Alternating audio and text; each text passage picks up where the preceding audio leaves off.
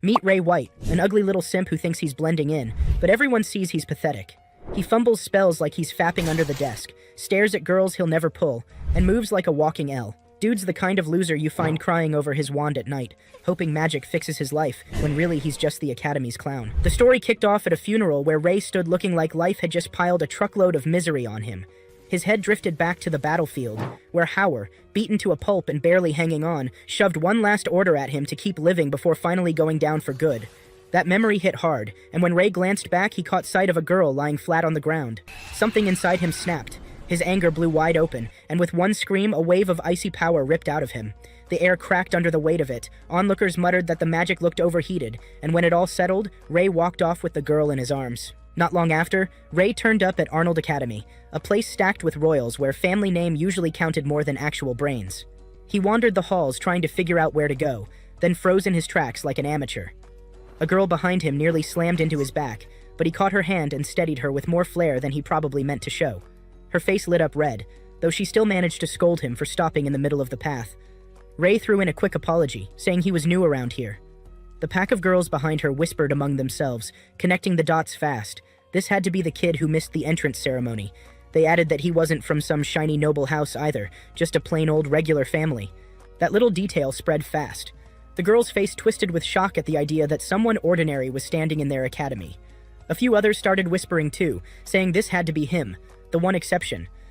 When the girl suddenly pretended that his touch had somehow tainted her and promptly fainted, Ray stood there more confused than guilty. At that moment, another student appeared, Albert. He eyed Ray and asked if he was the new one.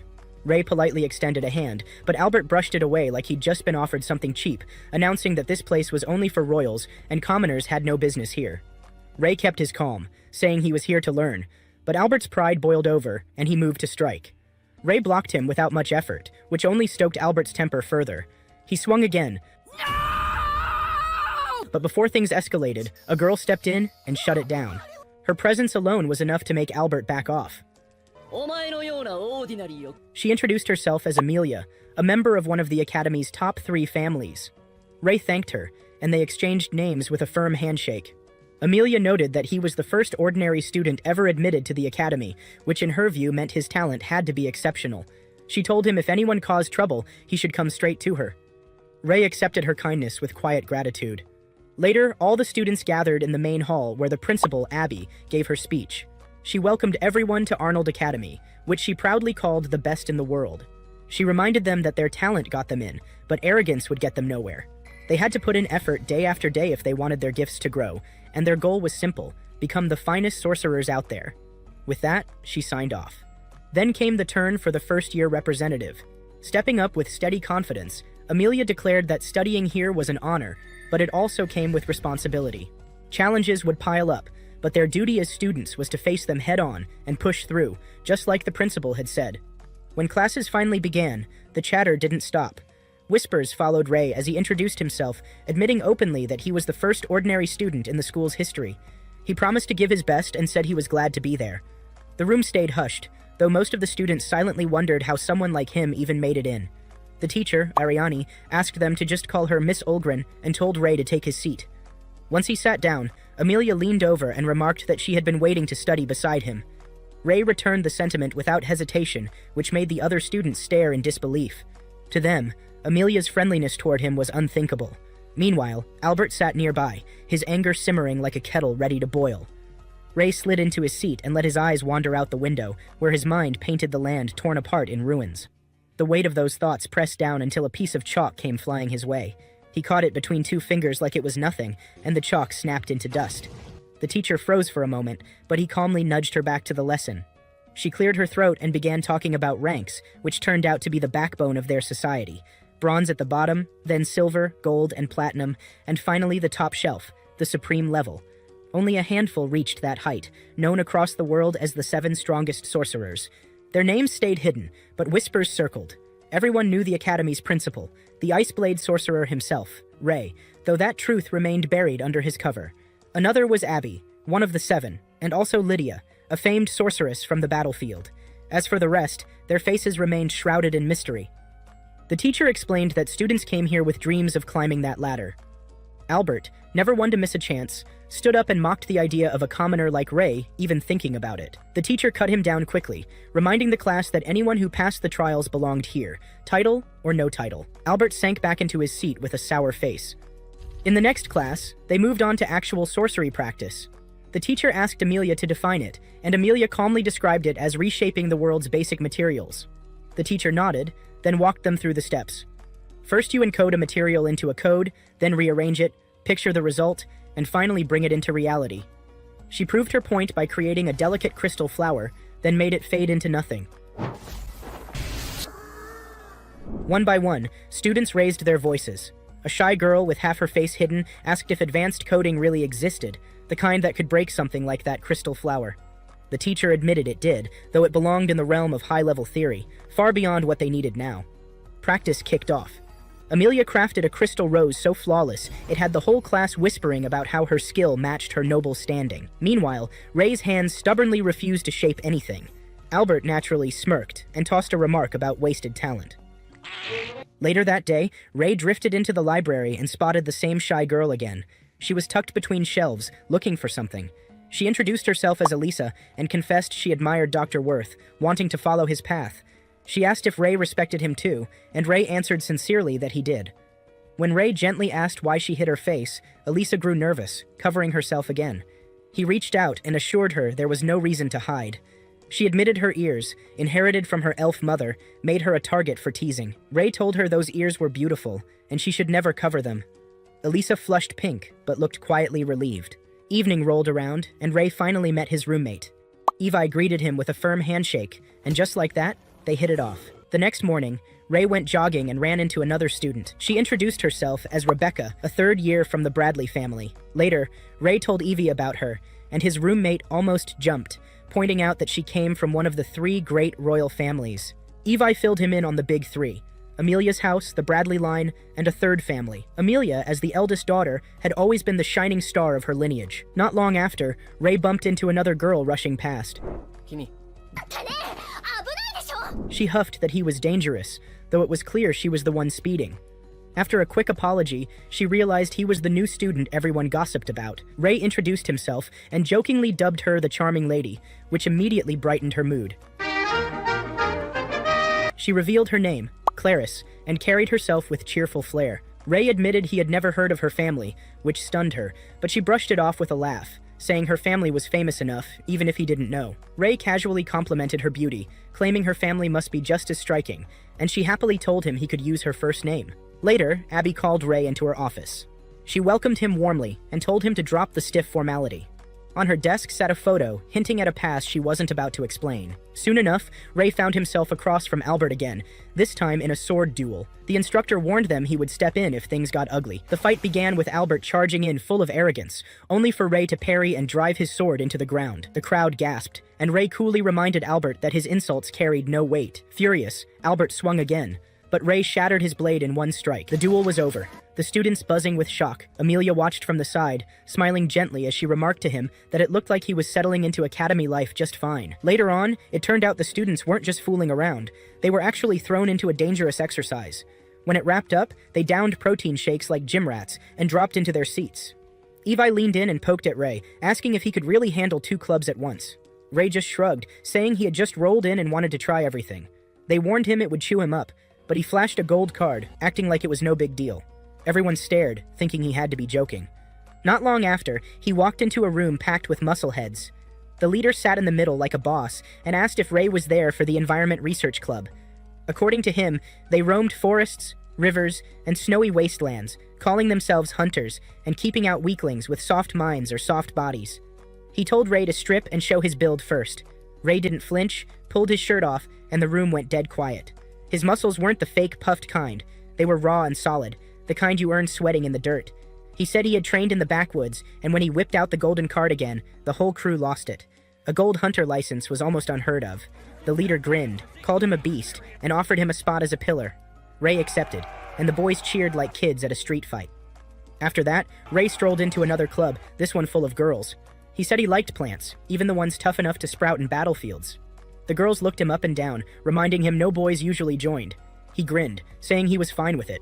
Just when things were going smooth, Claris stood up, shooting him down and saying he had dirty intentions. A few others backed her, claiming no way should a boy, let alone a commoner, get in. Ray didn't argue, just kept quiet. Rebecca, the leader, cooled the room and handed Claris the choice. Claris smirked and took it. On the terrace, Claris gave him his test. Clear out the ugly overgrown grass and make it garden ready in a week. Ray didn't whine, he just got to work, and by the end of the first day, he had already hacked through a ton. Rebecca watched from the shadows, later dropping off food like she was checking in on him. Over a meal, she revealed she was the student council president and from a top family, which caught him off guard. As they chatted, they overheard sword fights below, 2 kids training for the magic sword competition. Rebecca explained the stakes and teased him about joining. He played it cool, saying maybe. Then she asked to check his muscles, and he let her. She praised his training, and he mentioned the forests again. By the 4th day, the terrace was spotless, and Claris had no choice but to admit he nailed it. Rebecca smiled, saying it was time to plant flowers. Ray's mind drifted to a talk with the principal, who had slipped him a letter about spies from the Empire sneaking into the academy. She told him to stay sharp and report quietly. He had agreed. Back in the present, Ray stumbled across Claris sitting on the ground, looking spooked. She told him not to creep up on her like that. He apologized, then asked what she was up to. Claris confessed that while other nobles played with dogs and cats, she preferred instincts, which made people call her odd. Ray said it wasn't odd at all and asked to be her friend. Claris froze, since she had never had friends before, but she agreed. The girl lit up like a firecracker, making him promise to share jungle stories later. He agreed, enjoying her goofy excitement.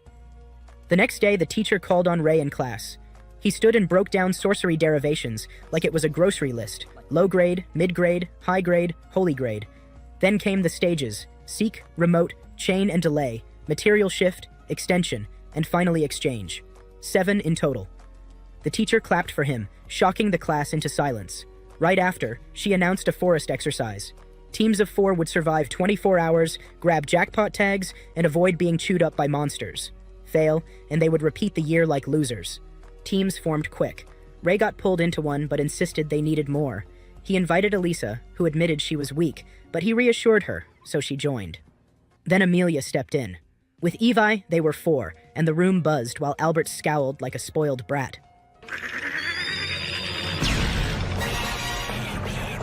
The forest trial began. Elisa looked ready to faint, but Amelia comforted her. Ray casually said he was used to these ugly, wild places from hunting in the mountains, and tucked Elisa in the middle of the formation. When Amelia asked about his past, he said the forest held plenty of memories. Soon, a monster lunged at Elisa, but Ray cut it in half like it was nothing. Okay, now it's first monster. Cut in half with... Thanks. Shall we? Leaving the others stunned. They carried on, found tags, and grew cheerful, while other groups stumbled around. That night, by the fire, Evi and Amelia praised him for making monster slaying look easy. Amelia called him amazing, and Evi added that Amelia herself was bold for teaming up with a so-called commoner. Amelia brushed it off, saying she didn't care about ugly titles and enjoyed their company. Elisa agreed and smiled, while Amelia hugged her and called her cute. Evi said they trusted Ray, which dragged him back to memories of war. He wondered if a guy like him deserved peace at all. As they slept, Ray remembered his master's words. One day, when he found real friends, he could stop hiding who he was. He lay awake, wondering if that moment was closer than he thought. At dawn, screams split the air. Ray sprinted forward and found Albert's group cornered by a nasty beast. He unleashed his power and cut it down with ease. When he offered Albert a hand, the guy shoved it away, spitting that he could have handled it himself. Ray coolly asked if Albert had some secret plan, leaving him speechless. Others arrived as Ray explained the fight. Amelia pressed him, asking if he had really done it alone. He nodded. She then asked who he really was. Before he could answer, a hidden creep behind the trees revived the monster, twisting it into something even dirtier and more dangerous. The beast turned its sights on Amelia and Ray, ready to strike. A shady guy showed up and revived the monster Ray had already put down, only this time the beast came back nastier and stronger than before. The crowd panicked the second it roared. Meanwhile, Claris's group was walking nearby when the same roar shook the forest. They followed the noise and froze at the sight of that ugly monster. Claris had never seen anything that dirty and dangerous, and it rattled her. Ray launched the first attack, but his strikes bounced off. The thing's hide was tougher now. The monster charged, and for a moment, Ray thought about unleashing his full power. Before he could, Amelia stepped in with her sorcery, and Evi heaved a massive rock like it weighed nothing. Ray called to Elisa, and she fired her spell, boosting the rock until it smashed into the monster at high speed. Ray seized the opening and finished the beast. Strange black liquid oozed out, splattering all over Albert's team. Elisa trembled and clung to Amelia, who comforted her, saying she had done great. Ray thanked everyone, the teamwork tugging at his old battlefield memories. Albert rushed to drag his friends out, but they muttered the obvious, that Ray was stronger. Hearing that sent Albert into a rage, and he shut them up with his usual loser pride. Clarice stood stunned, watching Ray cut down a monster that none of them could handle. Off to the side, the masked man who had revived the beast stared at Ray's group, then vanished. Ray's team planted the checkpoint tag, and the exam wrapped up. The teacher later announced the winners, Amelia's group. The science students gasped, and Clarice even clapped, though she quickly stopped when her teammates glared. 3 stuck-up girls muttered that Ray's win only happened because Amelia was there. Evi rolled his eyes, saying the crowd wasn't going to give them credit anyway. Elisa told him not to bother with ugly talk like that, while another classmate added they were still first place and no one could change it. Albert, of course, boiled with fury. Amelia looked at him and muttered that nobles were so pathetic they couldn't even praise a commoner, which was exactly why she disliked them. Their teacher overheard every word. Elsewhere, Ray's master sat waiting. She sighed, complaining that it had been 2 months and he still hadn't come back. People could change in 3 days, and who knew what kind of trouble he was wrapped in. Just then, her maid rushed in, saying Ray had arrived. The master fixed her hair, put on a smile, and went to greet him. At the gate, the maid welcomed Ray inside. Lydia, his master, looked him over and remarked that he had grown. Ray said he didn't feel like he had. They sat down, and she asked about his condition. He admitted he was a little better, but not fully healed. She shook her head, saying that Scar would take more than 5 years to fade. His power was forbidden, but if push came to shove, he could use it, since it was hers to give. Ray shifted the topic, asking about a rumor among sorcery researchers. Lydia brushed it off at first, but then admitted this one mattered because it was tied to engrams. She explained that while normal sorcery relied on codes, her work focused on the brain itself. Sorcery ran in the brain, and through research, she had discovered a twofold theory. The part of the brain storing sorcery memory was called the engram. By mapping the brain, they could record knowledge and uncover truths about the world. The problem was, a nasty group called Yogini had stepped in. They anesthetized brains, cut them open, and pushed beyond human limits. They even invited her to join their dirty little circle, but she had refused. Later, she and Ray walked through the forest, reminiscing about old training days. She asked if he had made friends at the academy. He smiled, saying yes. Amelia, Evi, and Elisa. He even mentioned Elisa adored her book. Lydia chuckled, telling him to bring those friends next time so she could see what kind of people put that smile on his face. Ray promised he would. Time moved on, and news spread that the big magic competition was near. Ray confirmed it was the tournament between the 3 academies, and Lydia added that she had won it 4 times herself. She said Ray could do the same if he went all out. Ray smirked, saying it was better to stay low-key since people wouldn't like it if he stole the spotlight, plus he wanted to share chances with his friends. She let him decide, handing him a small book for when he needed anything from the city.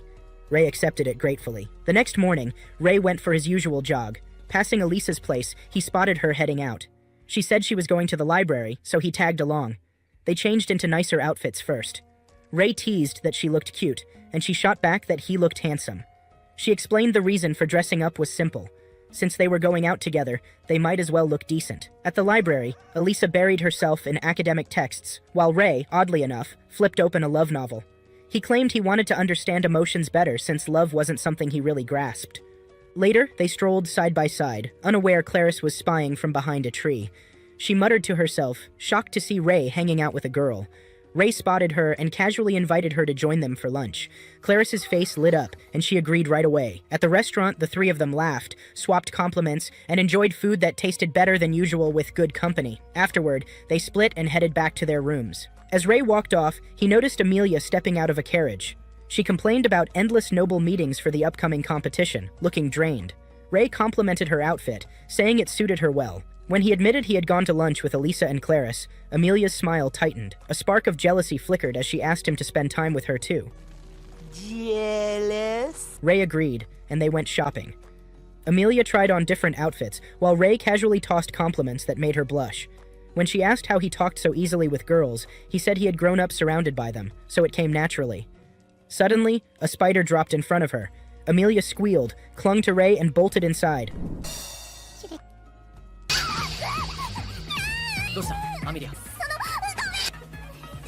Blushing, she later insisted the slip was her fault, not his.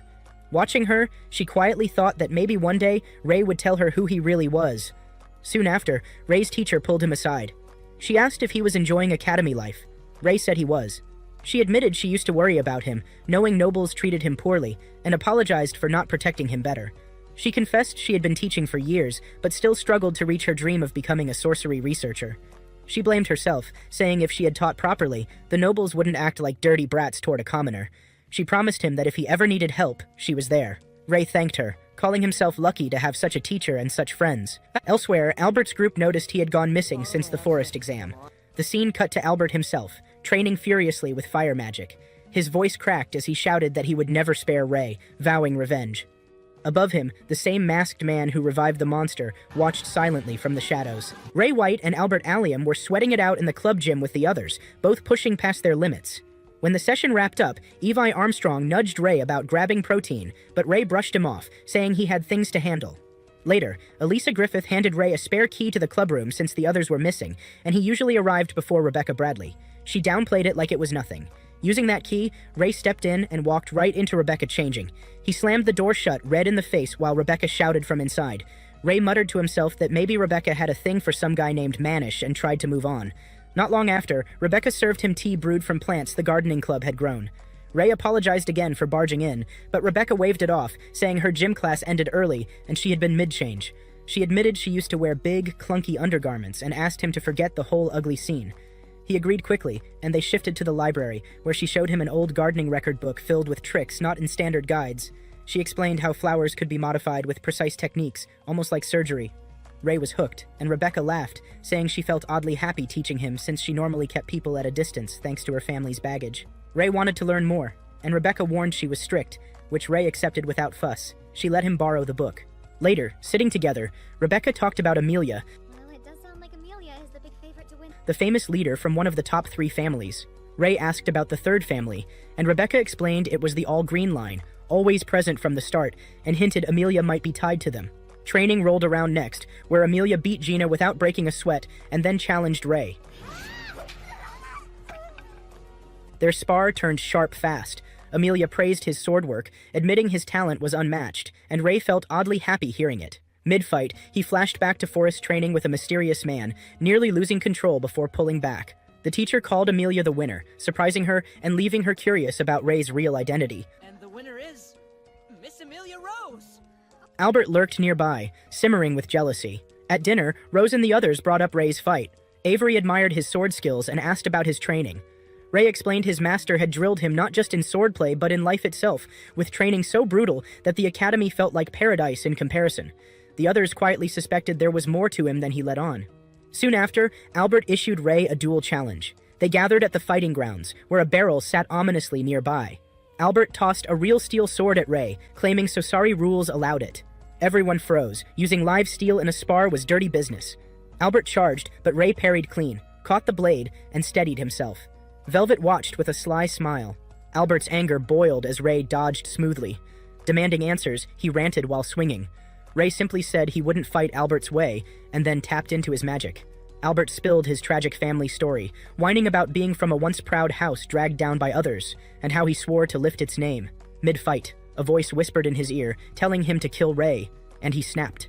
Commanded to kill Ray White. Albert went berserk, swinging wild, even aiming at Ray's friends. Ray shielded them and cut through Albert's next strike, leaving the crowd stunned. Velvet fumed, throwing out heavier blows, but Ray blocked and dodged calmly, pressing forward. Velvet accused him of hiding noble roots, but Ray dismissed it, saying he was just someone who could wield Source this way. Albert grew desperate and summoned a fiery dragon extension, but Ray split it with one slice, leaving Albert crumpled on the ground, crying like a loser who couldn't believe what he had seen. His friends rushed in, shocked and speechless. Amelia told Ray he would need to come clean eventually, while Avery echoed the thought. Before Ray could answer, a crushing wave of magic knocked everyone flat except him. A masked figure appeared, declaring the students' sacrifices for Sosori's progress. The figure tore at a man's flesh, and Ray recognized the attacker, Professor Gray in disguise. Horrified, Ray told his friends the truth could wait, since he had to fight Gray first. Gray laid it bare. The Academy's experiments aimed to alter students' brains, shifting their engrams to push their potential. She admitted Ray's mind fascinated her most. She bragged about using the chaos of the exam to unleash monsters and kidnap students, manipulating Albert's pride into rage as part of her trap. She boasted she had captured plenty of strong students and expected her rank to rise because of it. Ray shot back that Albert had been provoked, but Gray gloated that his arrogance made the trap easy. She teased Ray, asking what he thought of her performance. Ray promised to snap one of her arms. Gray smirked, saying she would keep him alive for study, and backed away while sending a snake-like sound attack behind him. Ray struggled against it as she mocked him, saying running away made the fight boring. Tell me, Ray. Ray glanced at his friends in danger, and remembered his master's warning that in desperate times he could call on the ice spread source. He activated it, and energy spread like a shield before his friends, blocking Gray's attack. Shocked, Gray stared, unable to believe it. Ray shifted into source form, apologizing to his master for breaking his promise. Blades of energy formed around him, leaving Gray in disbelief. He calmly told her the power existed within him, but she spat back that it was a lie. She hurled a massive fireball, but Ray erased it with a blade strike. Furious, she fired an even bigger spell, which he cancelled with antimatter code. Gray panicked and tried to escape, but Ray cut her legs, dropping her hard. Writhing in pain, she begged, offering him leadership under Eugonic if he spared her, babbling about her precious research. Ray hesitated, but when she tried a dirty sneak attack, he brushed it aside. Trembling, she asked if he was a master. Ray pressed a blade to her throat, saying her strength wasn't enough to topple one of the strongest among the seven. Gray admitted defeat and asked if he would kill her. Ray told her she would live long enough to face punishment. Cornered, Gray pulled out an injection and drove it into her head, triggering a horrific transformation. Her body twisted into a monster as she laughed, blaming Ray for forcing her hand. She snarled that now he would give her the thrill she craved. Ray White was locked in a brutal fight against his teacher, Abby Garnett, who had gone full monster mode. She threw fire like a maniac, filling the place with ugly waves of heat and destruction. Deceleration. But Ray walked through it without a scratch. Each blaze fizzled before it could even touch him, which drove Abby crazy. She couldn't wrap her head around why her fire meant nothing here. In anger, she pressed him for answers, but Ray explained calmly that his ice blades weren't regular weapons. They were pure essence, not material junk that could burn away. Abby groaned, saying she didn't get a word of it, and pushed him to dumb it down. Ray tried again, telling her it was about spreading energy, but she shook her head like a stubborn kid. Tired of talking, she charged with another blast.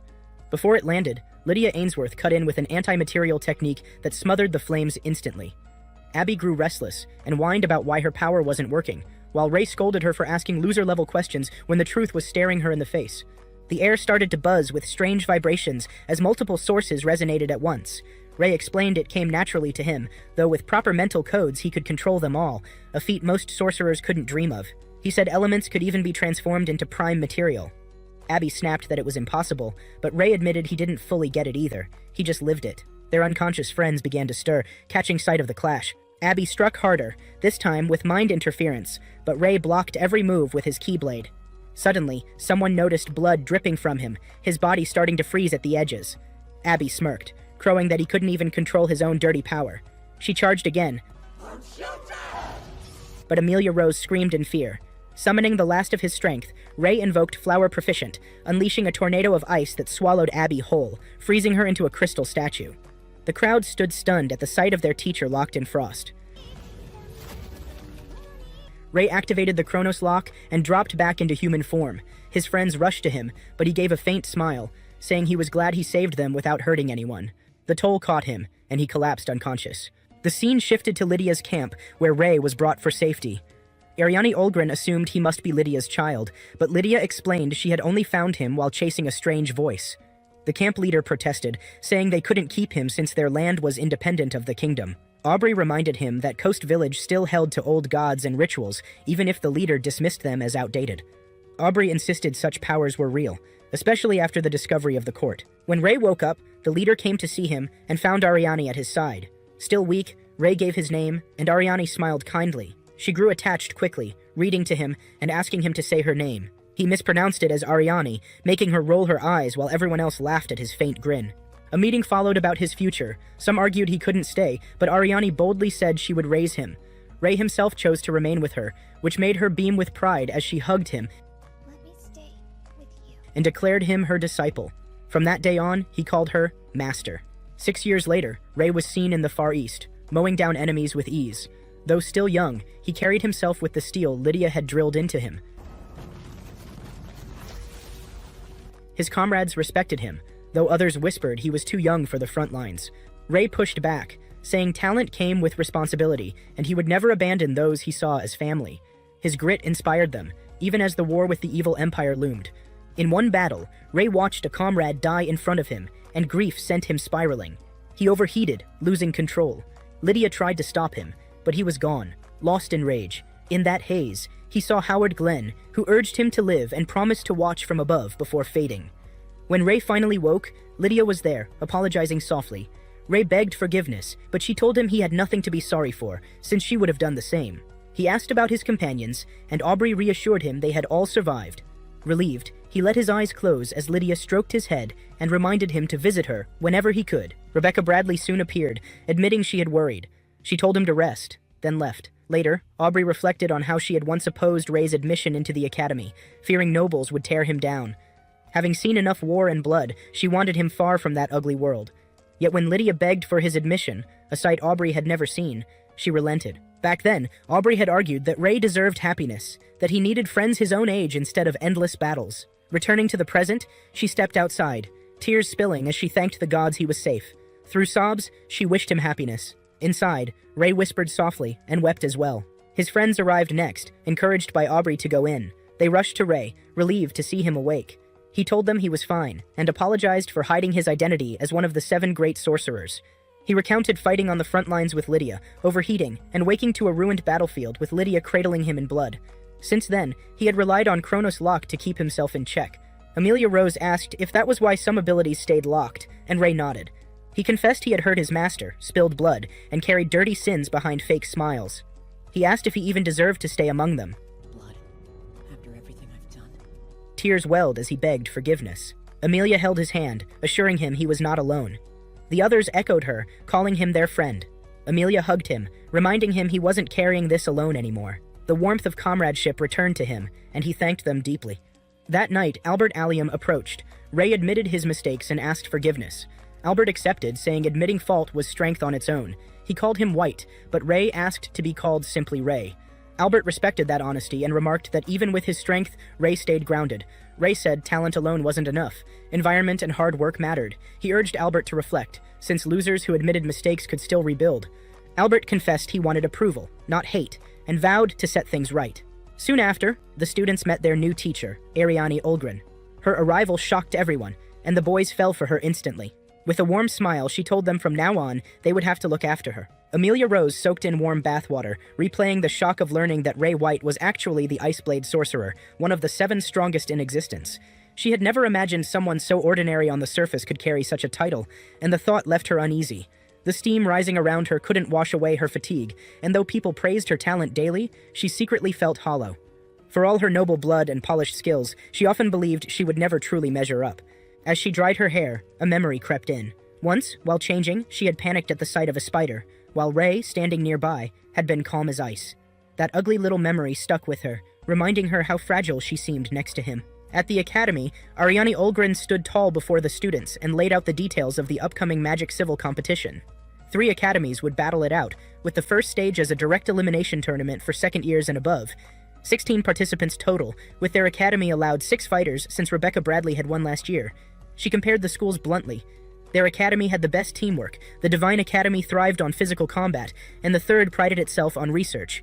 Committee members would back the event. Finally, her gaze landed squarely on Ray, and she dumped responsibility on him before walking off. Albert Allium's face soured at once. Later, he confronted Ray, grumbling about Ariane's involvement. Ray calmly pointed out she was capable and popular, but Albert snapped that she was impossible to control. He'd known her for years and still couldn't manage her. Now she was his teacher. Ray told him to chill, reminding him Ariane's true power hadn't even been shown yet. Suddenly, Ariane popped up behind him, asking what he had just said. Ray nearly bolted as she chased him down the hall. Later, Clarice Cleveland and Ray watched a match. Clarice asked who would win, and Ray instantly picked the girl, saying her strategy beat her weak source power. He was right, and Clarice muttered that he was frightening for being so sharp. In the next fight, Amelia won in 6 seconds flat, but walked away with a face that didn't look like victory. Albert noticed her gloom. She remembered her father's strict words, that as a rose she must never lose, especially not to a girl from All Green. Rebecca Bradley later explained that All Green was tied to the Divine Academy and carried an equally proud lineage. Rebecca admitted the girl was powerful, but insisted Amelia would shine regardless. Amelia proved her right by defeating Albert and qualifying first. Praise rained down on her, but she felt only the heavy weight of expectation. That night, she sought Ray out, and after talking, he agreed to train her, passing on the foundation his master had given him. Her mind drifted to childhood, when she first met Ariane at a noble's party. They became fast friends, even promising eternal friendship. But time soured things. When Ariane later beat her in a duel and offered a hand, Amelia refused. From that moment, distance grew. Now Amelia admitted Ariane had stayed the same while she had become chained to survival as a noble. The next morning, Amelia looked for Ray, but couldn't find him. Suddenly, a masked figure appeared. Ray, demanding she call him Master White. He named her his recruit and told her she must respond to his orders without hesitation. His first command? A 20-kilometer run around the academy with no magical boosts. Amelia froze, horrified. When she faltered, Ray barked at her to answer properly. Shaking, she obeyed and ran. Her lungs burned and her legs dragged, but Ray insisted this was the easy session. The next one would be harsher. Amelia almost cried at the thought that this hell was considered easy. By nightfall, after even lifting a rock that looked impossible, she collapsed in bed, convinced she had entered torture camp. Her dreams carried the weight. She saw Ariane walking away and fell to the ground crying, only for Ariane to turn back and hug her. Then the dream shifted absurdly. Clarice appeared in bunny girl clothes, confusing her more. Suddenly Ray barged in, pinned her against a wall, ate an apple, and casually offered her one. Amelia was left wide-eyed before jolting awake. Looking out the window, she saw the real Ray banging utensils together, making an ugly racket. Elisa Griffith stormed up, demanding to know what Ray was doing outside the girls' dorm at dawn. Ray insisted he was Master White, but Elisa scolded him for sneaking around. Flustered, he apologized, but slipped in a cheeky comment about how nice they looked in nightwear, which turned Elisa bright red. Amelia tried sneaking off, but Ray tracked her down. On the way, he found Albert sitting alone, brooding. Ray asked why, and Albert muttered he needed time. Ray reassured him, saying he was already strong and would get stronger. The words lit a small fire in Albert's chest. Ray then asked Clarice and Rebecca if they had seen Amelia. They hadn't, but with his power he sniffed her out hiding nearby. He grabbed her hand and dragged her to the training grounds, refusing to let go. From the distance, Clarice and Rebecca sighed, remarking that Amelia looked like she was being worked half to death. The next day, Ray visited the bodybuilding club leader and asked them to support Amelia as cheerleaders. At first, the leader raised an eyebrow, but Ray explained their noise, and energy could boost her spirits. They eventually agreed. Before leaving, the leader gave Ray something he had ordered and reminded him to stay true to his beliefs. Ray accepted with a nod. The following morning, Yes, sir. Ray decided disguise was the best approach. He dressed as a girl, convinced the act was flawless. To stay hidden, he even crawled under a box to sneak through campus. Along the way, he bumped into a girl named Rory searching for her sister. When he stepped out from under the box, the two locked eyes in stunned silence, both unsure what kind of dirty scene they had just walked into. The academy grounds were busy when a girl helped a little child search for her elder sister. People around couldn't help whispering about how cute the girl looked. She introduced herself as Lily, while the child gave her name as Tina. That made Ray pause for a moment. As they walked, Tina pointed out her sister, Ariane. Tina rushed to sit with her while Lily gave her introduction. Ariane, sharp as ever, asked if she was even a student here. Lily admitted she wasn't, impressed that Ariane caught it so easily. Ariane praised her sharp eye and asked which academy she came from. At that moment, Ray dropped the fake voice and apologized for the lie, revealing his real name. Ariane realized he was the boy who had just recently joined Arnold Academy, the so-called ordinary student, now standing here disguised as a girl. She admitted his strength was impressive, but also called him strange for pulling such a trick.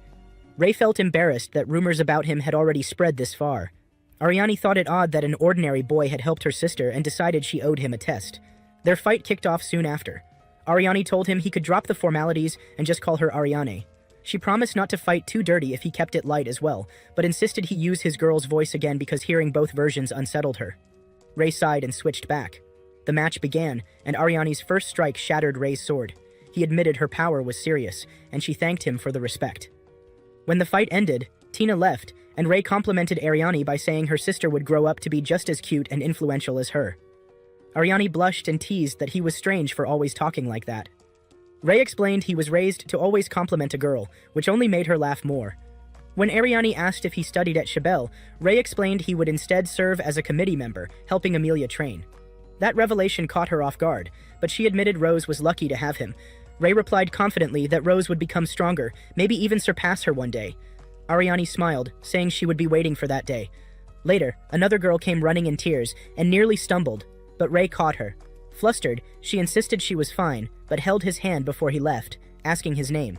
He introduced himself as Lily White, and she gave hers as Maria. Ray quickly realized she was Rebecca's younger sister.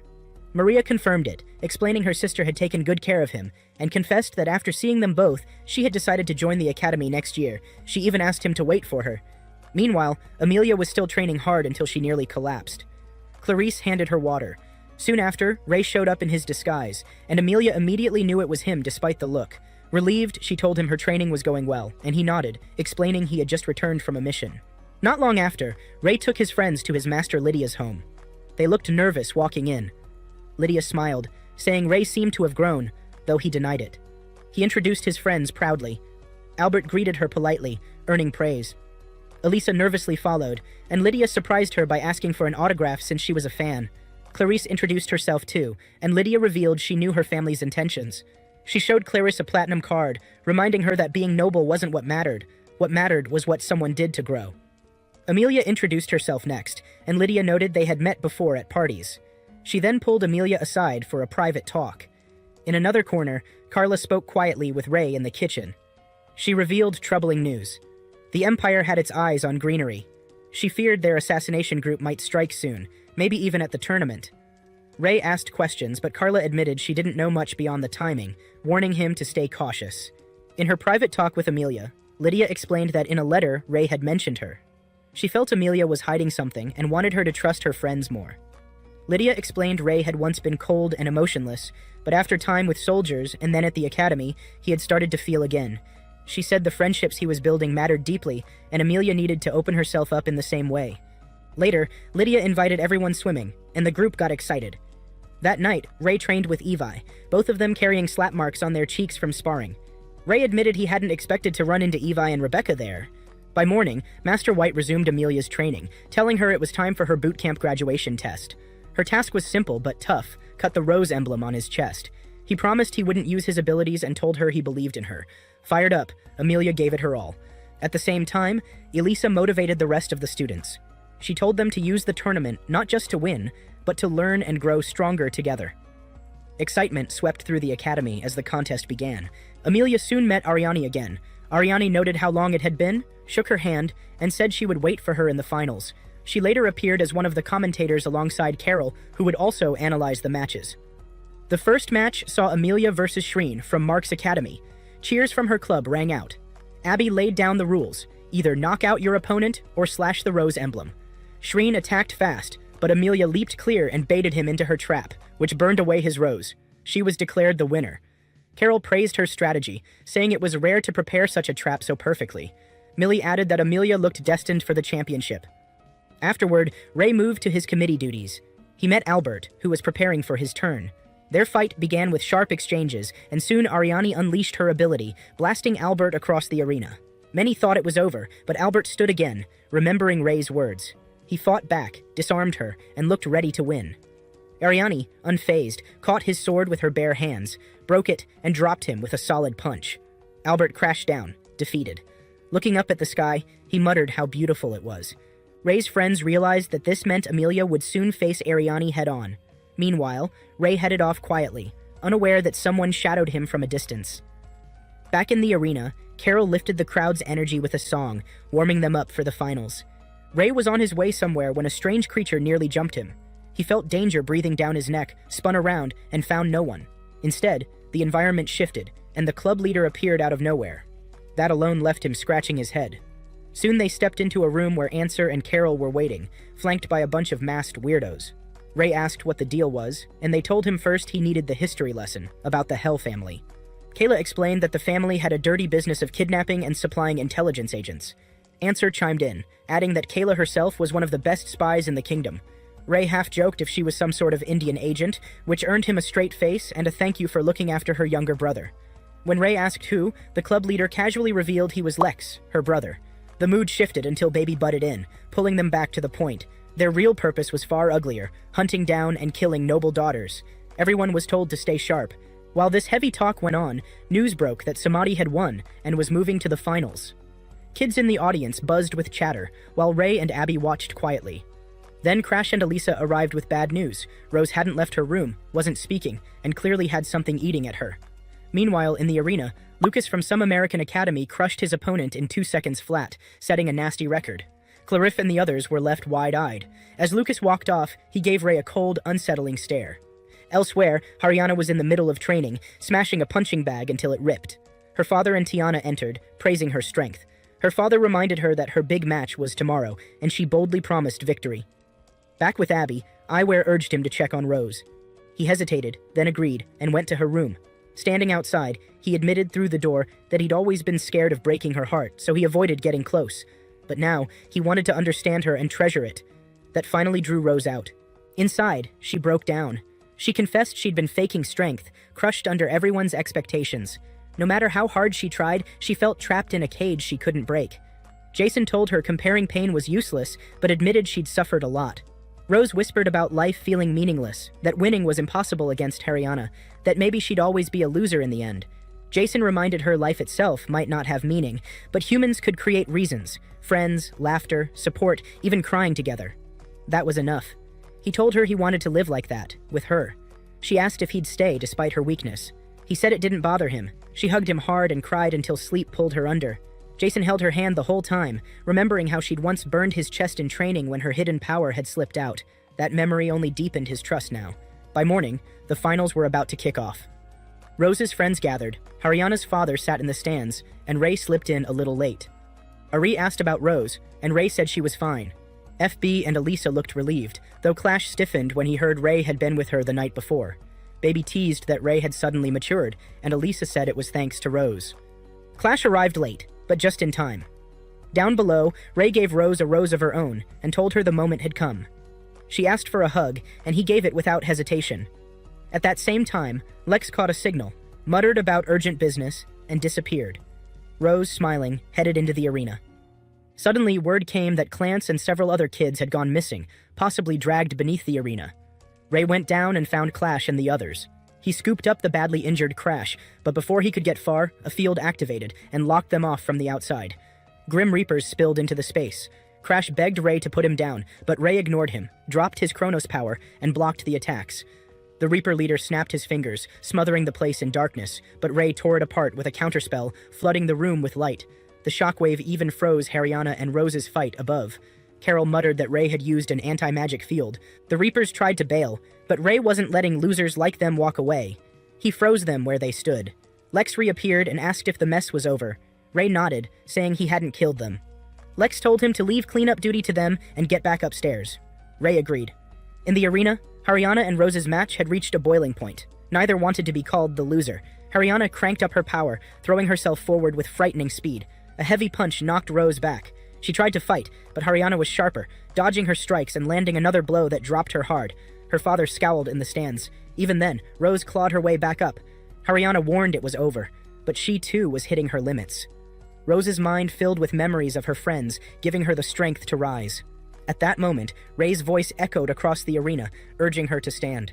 She pulled herself up, determination burning. The recording magic caught everything as Rose powered up, leaving Haryana stunned. Rose spun with elegance and shouted her final move, unleashing the butterfly effect. Ariana clashed head-on with Amelia, only to be thrown off by something she couldn't explain.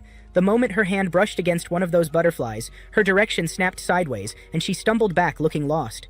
She tried again, but the exact same thing happened. Amelia reminded her calmly that she had already warned her. Testing her was a waste of time. Carla, watching closely, explained it was Amelia's original technique, the butterfly effect, where cause and effect itself got rewritten. No matter what Ariana pulled, she wasn't landing a clean hit. Rebecca leaned forward, asking if this trick meant something deeper. Amelia admitted she wasn't completely sure. She then told Ariana to just accept defeat, but Ariana's pride wasn't having it. She lunged again, and once more, the butterflies twisted her momentum. This time one even blew up in her face, leaving her bruised and bleeding on the ground.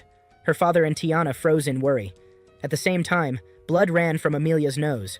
Carla muttered that Amelia was overloading herself.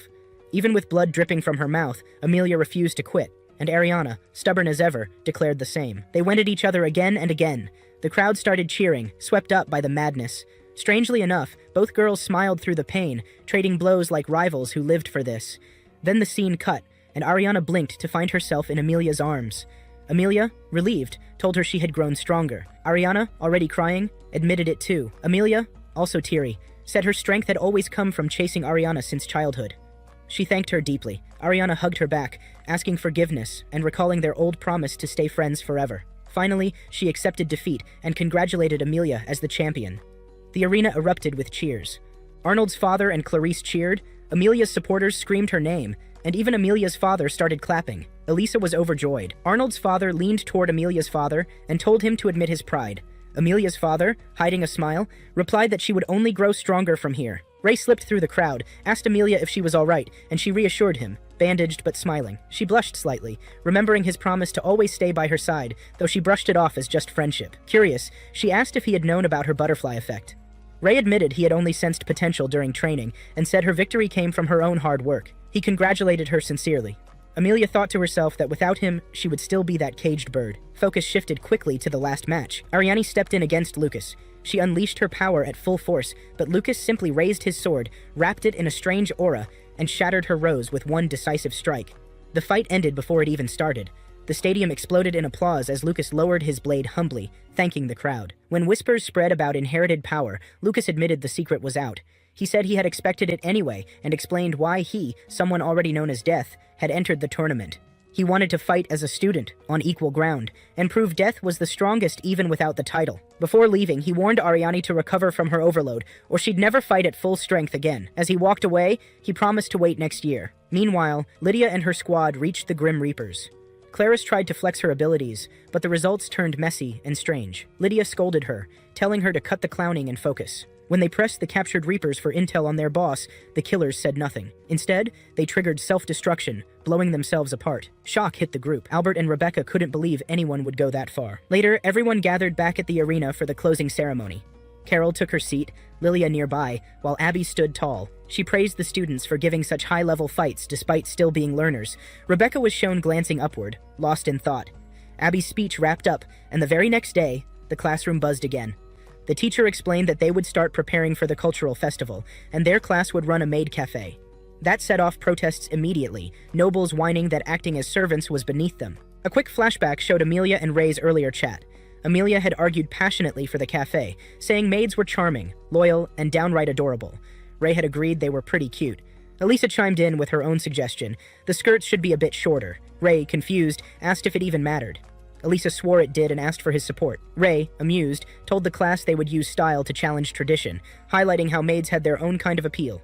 Soon after, Carol appeared in a maid outfit, cool as ever, and told them they looked lovely. That sealed the deal. Everyone gave in, agreeing to the cafe. Ray thanked Carol for saving the pitch. Then chaos hit. Clarice came running, breathless, announcing urgent news. Amelia and Ray turned instantly serious. Clarice dropped the bomb. Rebecca's engagement had just been announced. Both froze in shock. At that same time, Rebecca was shown walking away with an unfamiliar man, leaving the academy behind. Soon after, another companion arrived and effortlessly stole a man's mind. The group dismissed the victim as another assassin from a rival faction and shifted focus. They needed a vessel, what Jason termed a monster. Mars's man confirmed a girl was indeed one, verified through magic. Another voice declared it was finally time for revenge. Elsewhere, someone's eyes bled in silence. By the next morning, Rebecca resumed her academy duties, where Ray congratulated her on her engagement. Though she smiled politely, her unease was clear. Meanwhile, Rose and Elisa prepared maid outfits for the festival. Elisa resisted, but Ray teased her until she blushed and agreed. The class worked hard on decorations, inspired by Ray's speech, and Albert joked that the real motivation was their love for maid outfits. Ray later met Sarah, updating her on the class. She explained the student council refused to join because Cornelia believed Rebecca had stolen Evan, her supposed fiancé. Ray offered to help despite his own workload. Soon after, Sierra confided her suspicion that Rebecca's sudden engagement was a cover, urging Ray to protect her. Lady echoed this warning, instructing him to investigate Evan. Though Ray described him as a high-ranking noble, she insisted the engagement was suspicious. They joked about the maid cafe, but Lady's words lingered. That evening, Rebecca's secret surfaced. Blood streamed from her eyes, and she recalled a dream with Ravi. When confronted by her younger sister Maria, she brushed it off. Later, she coldly admitted to Mary that her engagement was duty, though she wept alone. A flashback revealed Maria's struggles with being compared to her perfect sister. Back in the present, Mary stormed away in tears after Rebecca again dismissed her concern. At the festival, the girls dazzled in their maid outfits. Ray praised them warmly, but Rose asked him to watch over Rebecca. Clara appeared in a ghost outfit, and Ray reassured her she looked cute. Later, Ray walked Rebecca home. She confessed she would no longer dance, and Evan soon arrived to collect her. Afterwards, Rex led Ray to Carla, who revealed that Evan's mansion had been abandoned for years. Someone had been impersonating him. Lady concluded his true goal was Rebecca's family heirloom. Meanwhile, the monster and masked man returned. The stranger declared Rebecca would soon become a saint and open the gate of ambition, before revealing his hidden identity. Rebecca was haunted by the memory of Evan trying to take her eyes, his smug warning that if she registered, her sister would be in danger. The thought weighed heavily on her. At a bar later, Ray clashed with Amelia, but Lydia intervened, dragging him away while someone else observed from the shadows. Back at the academy, Ray sat with Rebecca, deep in thought. Elisa announced someone wanted to see him, and outside he met Clarice. She admitted she always felt compared to Rebecca, calling herself a failure. Yet, Rebecca's kindness inspired her to help her sister. Ray reassured her, calling her pure-hearted, and promised to protect Rebecca. Clarice hugged him, unaware Rebecca was secretly watching, troubled by what she saw. That night, Ray spoke with Evi, reading Lydia's love story about a demon girl learning emotions only to be abandoned by the boy she loved. The tale left both thoughtful. By morning, the maid cafe was in motion. Ray, disguised as Lily White, entertained the crowd, winning over everyone, even making Clarice faint from excitement. Later, Ray enjoyed the festival with Rebecca, sharing a quiet moment before she hesitated to invite him to the fireworks. Clarice, on her way home, was approached by a mysterious white-haired girl, warning that Rebecca would do it very soon. Elsewhere, whispers grew that Rebecca needed saving. Meanwhile, her pain worsened. Blood poured from her eyes as Clarice overheard her cries. The next day, Rebecca asked Ray to look after Clarice, since she herself was now engaged. She admitted Clarice was imperfect, but had a good heart. Later, Ray, still in disguise, comforted Clarice at the cafe when Evan appeared and suddenly abducted Rebecca. Ray sensed danger and alerted Amelia, rushing after them. In the forest, Evan declared the time had come. At the same moment, a masked man and his master unleashed an army of monsters. Ray fought bravely, joined by his friends, while Amelia's butterfly effect shielded Rebecca. As a barrier enclosed the battlefield, Clarice arrived. Evan revealed he had been waiting for her. When a monster attacked her, Ray saved her. Urged by Amelia and the others to move forward, Ray abandoned his disguise and pressed on. Lydia then revealed the truth. Rebecca was the new Cruz, cursed to bleed endlessly and die before 20 unless she could control her power. The curse also left Clarice pale, a painful after-effect of her sister's fate. Evan resurfaced, admitting it had been 10 years since he met Ray. Near Rebecca, he revealed his true form as the white-haired girl seen before Clarice. Amelia attacked him, accusing him of stealing her name and vowing to kill him. Ray tried to reason, but Amelia demanded Crash to reach her goal. Lydia teleported in, shielded Evan, and flung him into another dimension. She told Amelia no one would touch him while she stood guard. Clarice nervously asked Ray if he would stay, and his arrival lifted her spirits. Monsters mocked him, but Lydia silenced them, revealing herself as from imaginary Earth. She explained Rebecca was overheating, and only Ray, who once resonated with her, could save her. Abyss shattered the barrier and battled Ray, who fought back in his ice form. In the other dimension, Evan boosted himself with a forbidden trick, but was badly burned by Lydia, who told him his body wouldn't last, and that Ray White was the true strongest. On the battlefield, Ray's friends struggled until Rebecca's group arrived, destroying monsters with overwhelming force. Rebecca told Ray it all depended on him. Abyss struck Ray brutally, but Ray activated material encoding and forged a sword, freezing Abyss in red ice. Defeated, Abyss admitted he now understood Ray's greatness. Afterward, Rebecca tried to help Ray, but Clarice slapped her, venting years of resentment over comparisons. Rebecca broke down, saying she had endured everything, while Clarice accused her of always acting alone. In tears, Rebecca confessed her love for her sister, triggering her awakening. Ray witnessed it, barely conscious. Lydia returned with a broken Evan, bitter that he had abandoned humanity. When Rebecca's overheat surged, Ray stepped in. He reassured her he respected her and that Clarice loved her too, then pressed his forehead to hers. Their resonance cooled her down. Their father later thanked Ray for saving both daughters. Rebecca then clung to Ray, sparking sibling rivalry as Clarice and even Elisa joined the argument over who he belonged to, ending in fireworks. Later, Ray visited Albert's grave, reflecting that after the war he had been lost, but now people accepted him as a student. Returning to the academy, Clarice asked him to practice magic with her. The episode closed with a young girl casually swatting a giant monster, sighing that it was boring and wishing her brother would come home.